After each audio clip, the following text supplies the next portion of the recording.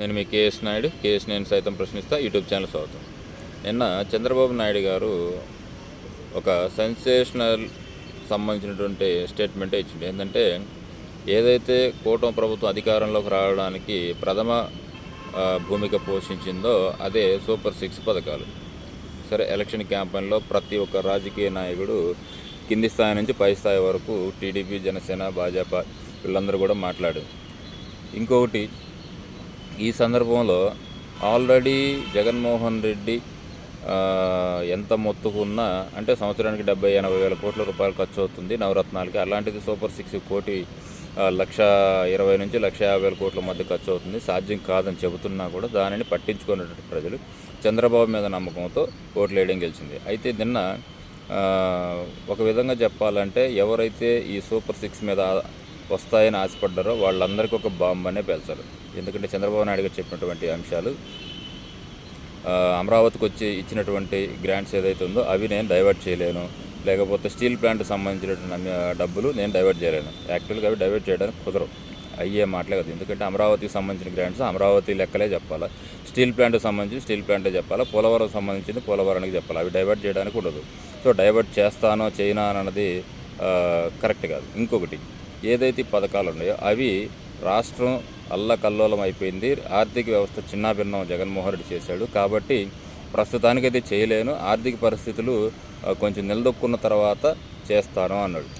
అంటే ఒక చిన్న ప్రశ్న, గతంలో యనమల రామకృష్ణుడు ఆంధ్ర రాష్ట్రంలో టీడీపీ గవర్నమెంట్ దిగిపోయడానికి ఆంధ్ర రాష్ట్ర ఖజానాలో 100 కోట్లే ఉన్నాయి, ఈ నెల జీతాలు ఎలా ఇస్తాడో చూద్దాం అని బహిరంగంగానే చెప్పినటువంటి యనమల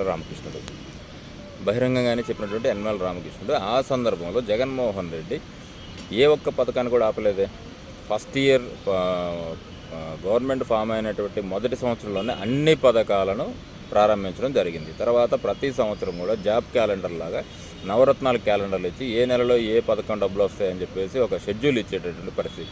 అలా అని చెప్పేసి ఎప్పుడు కూడా పథకాలు ఇవ్వలేకపోవడానికి కారణం గత ప్రభుత్వం చేసినటువంటి అప్పులు అని చెప్పి ఎప్పుడు కొంటుసాగలు చెప్పలేదు కదా. సో అలాంటప్పుడు ఆల్రెడీ జగన్మోహన్ రెడ్డి దిగిపోయే టయానికి 5 నుంచి 6 వేల కోట్ల రూపాయలు ఖజానాలో ఉన్నాయి.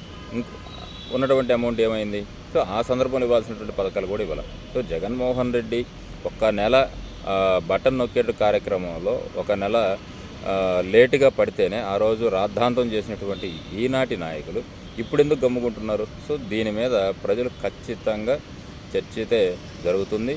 ఆల్రెడీ చంద్రబాబు నాయుడు హామీలు ఇస్తాడు చేయడు అనేటటువంటి సంప్రదాయం అయితే ఉంది. దానికి ఈసారన్నా తెరదించుతాడేమోనని ప్రజలు చాలామంది ఆశపడ్డారు. కానీ ఆ ఆశ నిరాశ అయింది.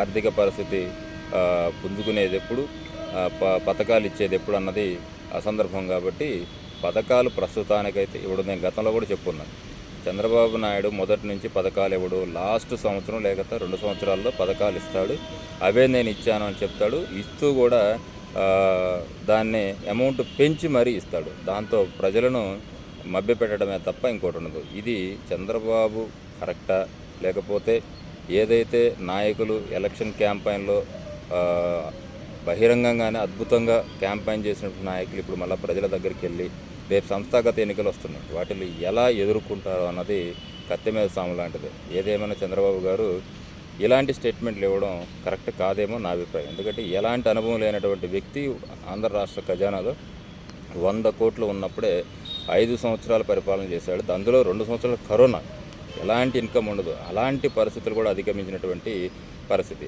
అలాంటిది ఇప్పుడు ఎలాంటి కరోనాలు ఏం లేవు, కానీ ఆర్థికంగా లాసర్ అంటున్నారు. కానీ అది ఎంతవరకు వాస్తవం అనేది కూడా ప్రజలకు తెలియజేయాల్సిన బాధ్యత.